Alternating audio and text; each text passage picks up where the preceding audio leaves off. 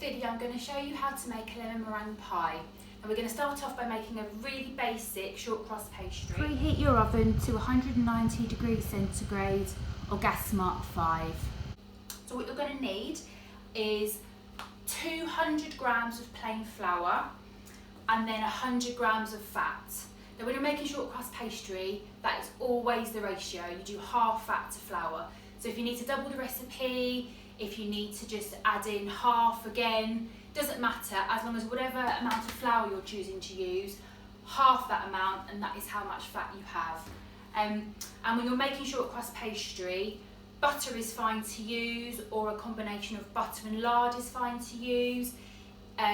If you want to go dairy free, then you can have a vegetable oil based alternative. Something like Trex works really, really well when making pastry. Alright, and then equipment wise, you're going to need a greased flan dish. Okay, so again, mine's 20 centimetres. You're going to want a rolling pin, a mixing bowl, a sieve, something to mix with. You're going to need to add in some liquid, so you're going to want to have a small bowl or a jug with some water in it. And then you're probably going to need cling film so we can rest our pastry in the fridge.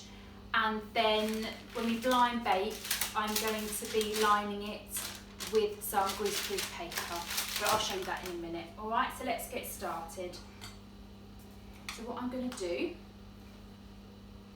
is sieve my plain flour into my mixing bowl.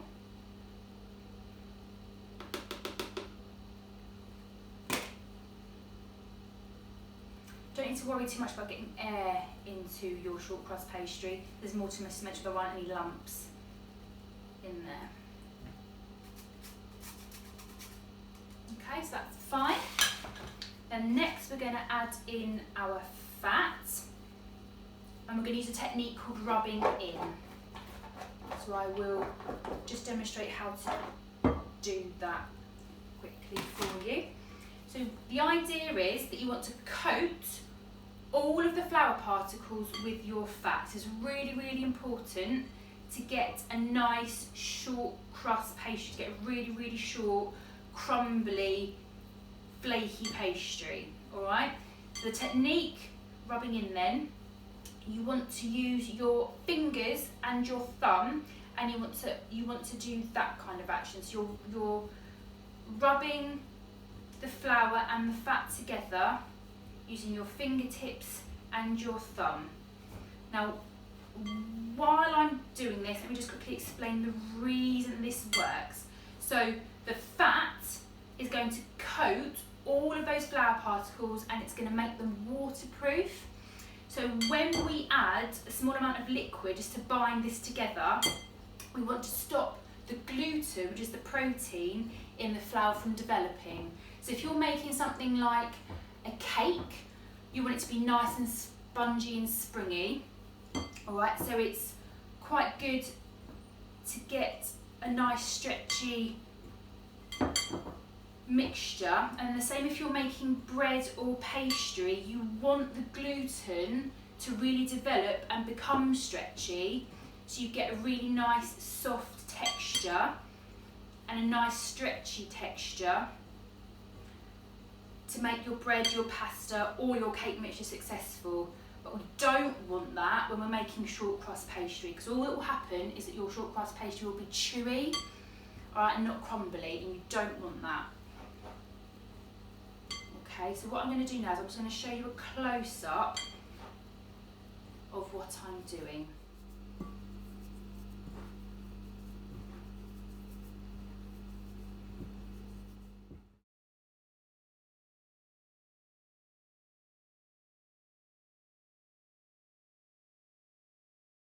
So what you should end up with is a nice breadcrumb-like texture, okay? And use your fingers as a sieve. Make sure that you haven't got any dry, uncoated flour sitting at the bottom hidden, okay? But that is the texture that you're after, so soft breadcrumb. Okay, to that I'm going to add water, spoonful at a time. And I'm going to give it a mix. After each spoonful, and I just want it to come together to form a ball of dough. So remember, spoonful at a time.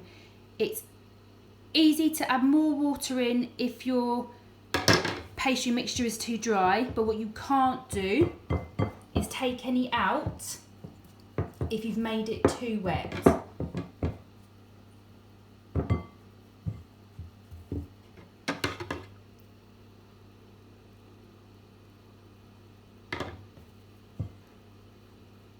This is starting to come together now and stick into a ball of dough, which means that I've added enough liquid. I've now made my dough into a ball, and I'm going to wrap it up in some cling film, and this is going to go into my fridge for sort of 20 to 30 minutes just to rest and firm up again. My dough's come out of the fridge now, so it's had 20 to 30 minutes to rest and get cooler. I've floured my table, and I've also put some flour on top of my ball of dough to stop it from sticking to my rolling pin. So what I want to do is I want to match the shape of my flan dish. I want to try and get a circle.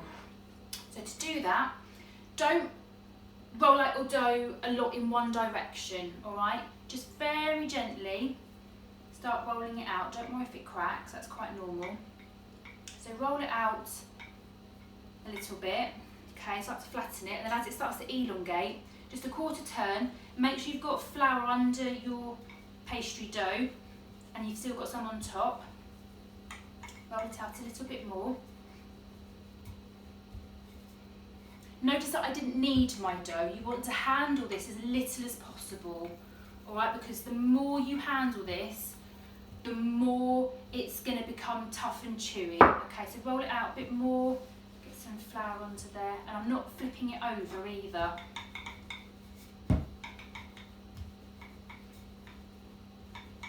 Okay, if big cracks do start to form, just very gently, just sort of squidge them back together again. And the more you roll it out, the more it will disguise itself. So roll it out a little bit in one direction, then quarter turn, make sure you've got plenty of flour underneath. You need to do your own quality control. So if you start to feel it stick, then you need to stop what you're doing and make sure that it's well floured underneath and on top. All right? Just squidge those cracks together.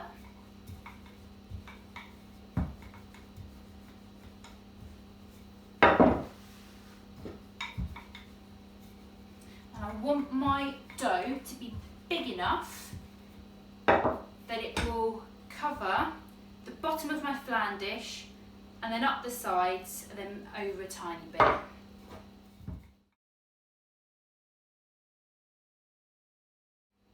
Okay, to get your pastry into your flan dish, the easiest way that I found to do this is to put your rolling pin third from the edge away from you, third edge away from you, very carefully fold that top edge over your rolling pin. Okay, so it's well floured so it won't stick.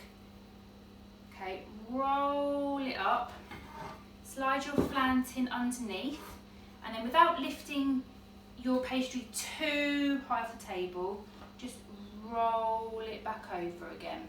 And then you want to just very carefully just ease your pastry into your dish so that it hugs the sides, because what you want is you want it to take on the shape of your flan dish. So very, very gently just lift it in and then use the side of your finger just to press it up against the side like so.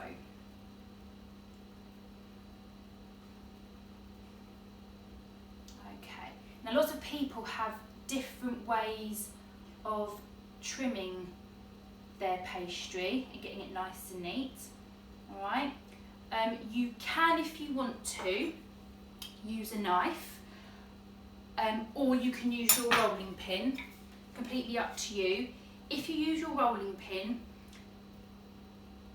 I'll tell you what, I will do one half of the rolling pin and the other half of the knife so you can see. So with the rolling pin, if you've got a ceramic flan dish like this, then you can actually roll your rolling pin onto that edge, okay, and that will cut it off like so. Or you can use your knife, so there's one half, or you can use your knife. Now if you're going to do this, just be really, really careful that you're cutting the outer edge of your pastry, just in case your pastry shrinks in a little bit. You want to make sure that you've got lots of nice space for your lemon meringue pie filling and your meringue on top. So just make sure that you're carefully running, just a butter knife is fine, on the very, very outer edge of your flan dish.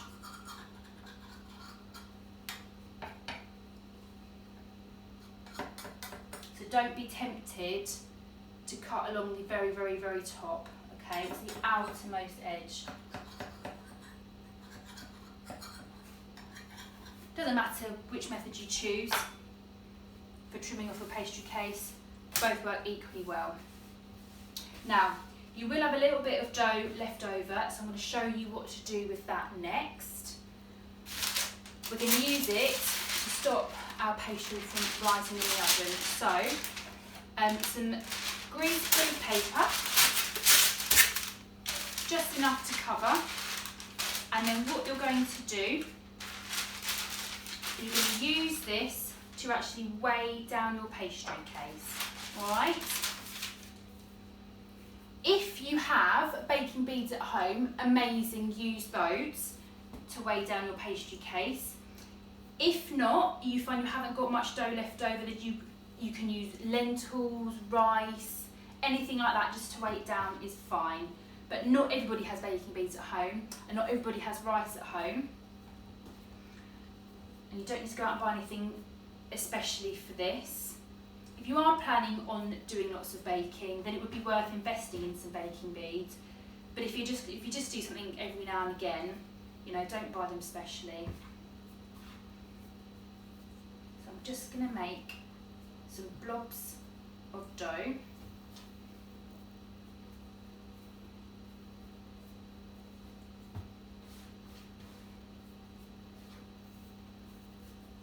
Like this. And then either with a fork or with your knife, just very, very, very gently, just make some impressions into your dough, which will also help it to crisp up, get a nice crisp base and not rise. So I'm not pressing all the way down, I'm not making a hole in my dough, I'm just making some indentations. Right, greaseproof paper on, balls of leftover dough.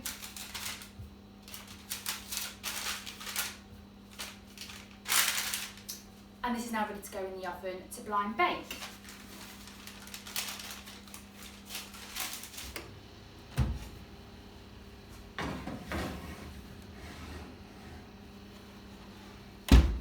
Okay, so my pastry case has gone into a preheated oven at 190 degrees centigrade, gas mark 5, and that will take 10 to 15 minutes, but just check on it. I check on it at 10 minutes just to be on the safe side.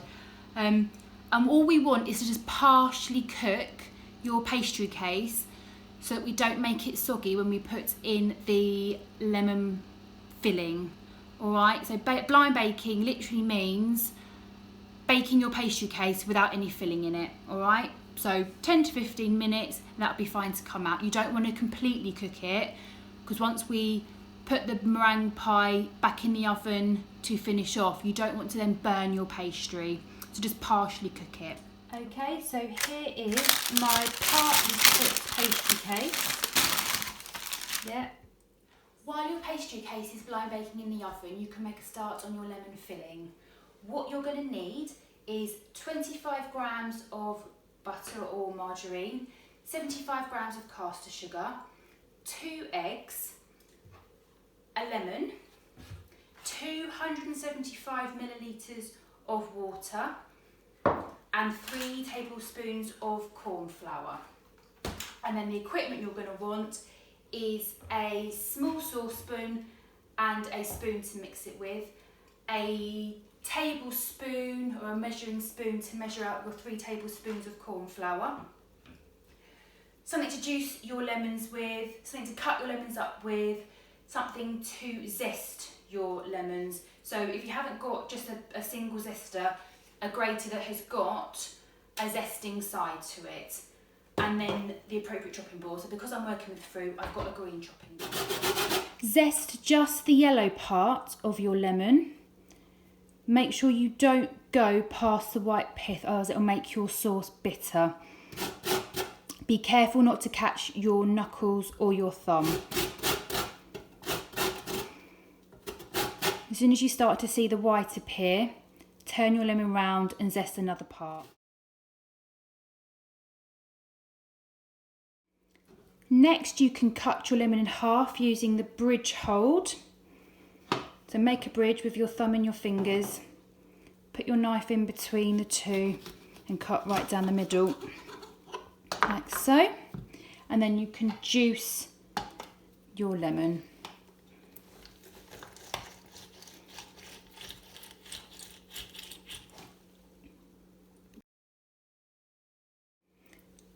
Don't throw these parts of your lemon away just yet. I'm going to show you what to do with these to really help with your meringue later on. Start with a small low flame and your small saucepan.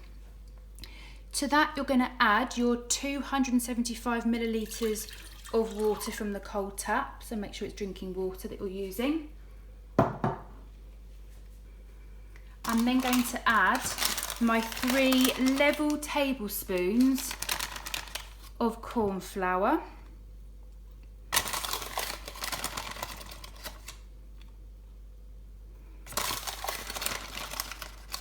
Now I'm using corn flour and not plain flour that comes from wheat because it is the purest form of starch that you can use for cooking. Now it's really important that you keep your heat low. We do want to reach boiling point eventually, but you mustn't be tempted to turn the heat up high and speed up the process because it won't work and your sauce will not thicken. So keep with a low heat and you must stir all the time. You must never ever let your corn flour, your cornstarch settle, because then you'll end up with a lumpy sauce that looks more like frog spawn. Now to this, we're going to add our lemon juice from a whole lemon. So that's going to give our sauce its flavour, as well as the zest of your lemon from earlier.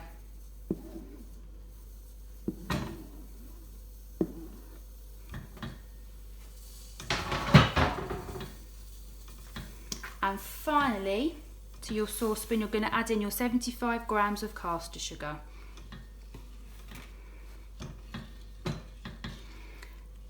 Keep stirring all the time. At the moment you're here, your sugar is quite granulated, but it will dissolve. What won't dissolve, however, is your corn flour. So don't be mistaken and think that the reason this works is because your corn flour dissolves in the liquid. That's not what is happening at all. What's happening is when your corn flour is mixed with a liquid and heated, it starts to thicken, and it does that because your starch grains actually swell up.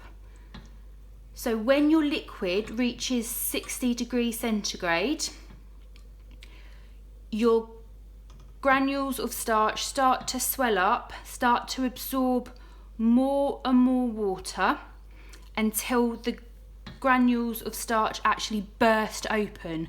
Now when they burst open, they release 2 molecules, one called amylose and one called amylopectin. And those molecules are what causes your sauce to thicken up. All right, they bond with one another and they form a gel when they're heated. Okay, but your granules of starch don't start to do this until you're reaching that 60 degrees, and you must do this slowly.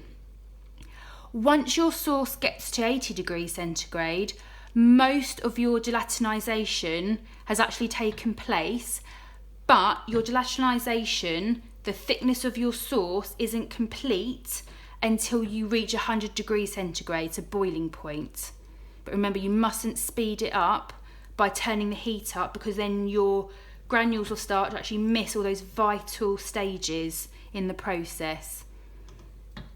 So I'm just going to keep stirring this, and I'm not doing great big movements and slopping my mixture over the side. So small movements constantly.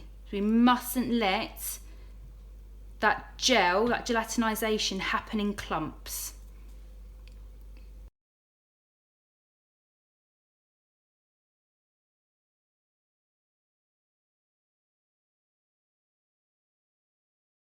My sauce is starting to thicken up now, so my stirring action, although small, is quite quick now, just to make sure that no lumps form.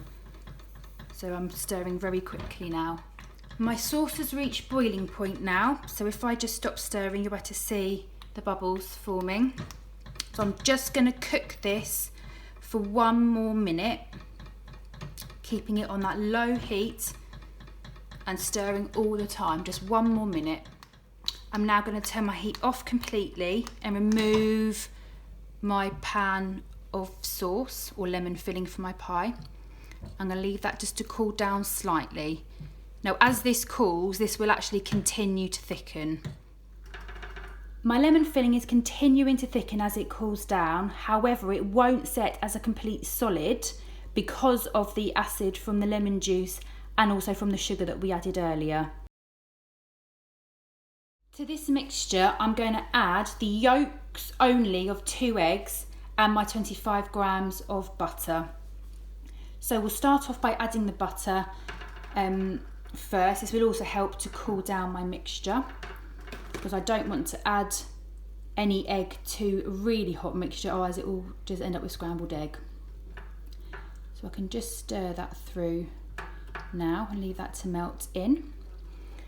To crack my eggs, my preferred method is to use the back of a knife and actually use the shell in my hands if necessary to catch the yolk, and then I'm going to let the white of the egg fall into this clean glass.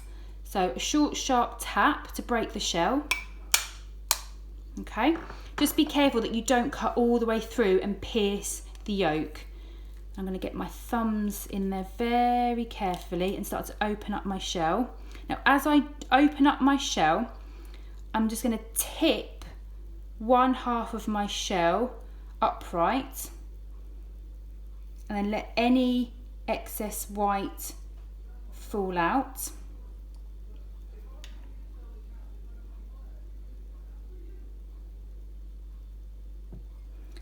And then I'm going to tip my yolk into the other side and let more white fall out. And I'm going to repeat that process again. But you must not let any yolk get into your white. It's fine if you leave a little bit of white in with your yolk, which will go into your mixture, but you must never ever ever get any yolk into your egg whites if you want to use it for meringue. All right, what you can do is you can tip your egg into your fingers and just part them slightly so it acts like a sieve. And then pop the yolk into your mixture.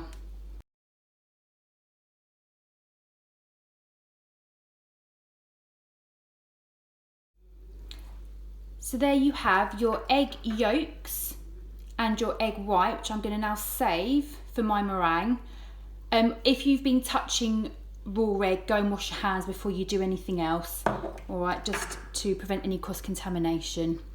So I'm now going to stir my egg yolks and my butter in with my mixture, just to enrich that filling, give it a really smooth, glossy look, really rich, creamy flavour. It's going to really help improve that meringue filling. Okay, I'm going to put that to one side to let that continue to thicken up, and I'll add that to my pastry case in a minute. Alright, I'm now going to move on and do the meringue top. To make your meringue top, you're going to want the whites of 2 eggs from earlier and 100 grams of caster sugar.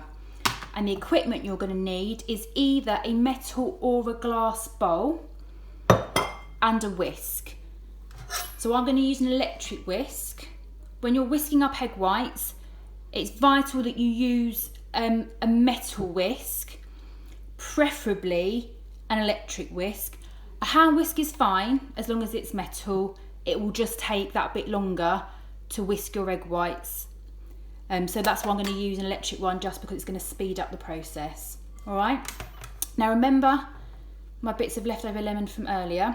What I'm going to do is I'm going to use that just to rub all along the inside of my glass bowl. This is to help make sure there's no fat at all. So the reason you want to use a glass or a metal mixing bowl is because fat won't cling to it as much as it would if you were using a plastic bowl. Right, and I'm also going to do the same with just the whisking elements. I'm just going to make sure that, although I think I have washed up and sterilised all my equipment thoroughly, I just want to make doubly sure that there's no fat anywhere on any of my equipment, because that is the one thing that is going to ruin your meringue. All right, egg white will not whisk up into a white foam if there is any fat whatsoever, and that is also why you cannot have even a speck of the yolk in here, because it just will not work. All right, so I'm going to start off by pouring my egg white into my very clean glass bowl, and I'm going to start to whisk my egg whites. Make sure your whisk is in your bowl and in the egg white before you turn it on, otherwise it's going to splatter everywhere.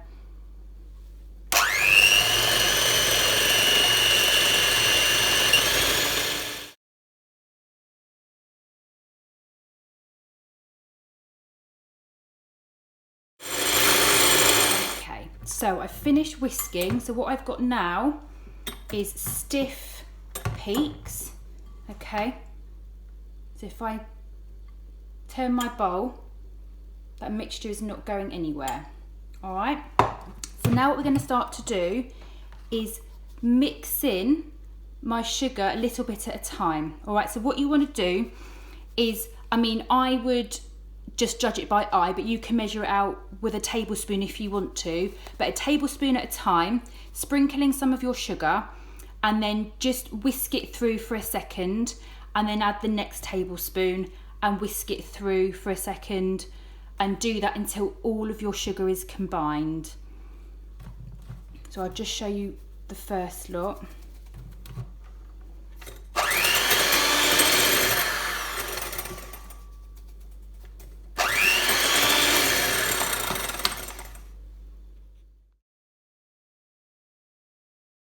And there is your finished meringue. The only thing we've got left to do now is to put the 3 elements together to make your lemon meringue pie.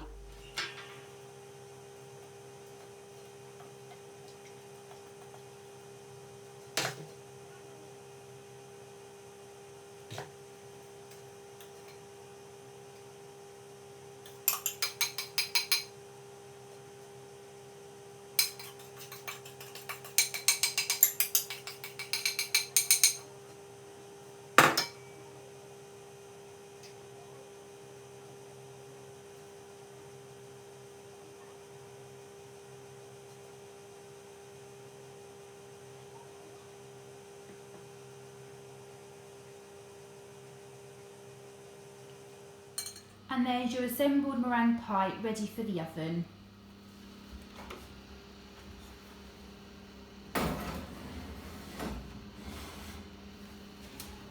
Okay, that's the meringue pie in the oven. That can stay in there for about 10 minutes. or until the top of your meringue goes a lovely golden brown. Remember, oven gloves when you're putting things in the oven, not just when you're taking things out, in case you catch the back of your hand on the inside of the oven or on any of the shelves. And here is my completed lemon meringue pie, which I'm now just going to leave to cool a little bit before I serve it.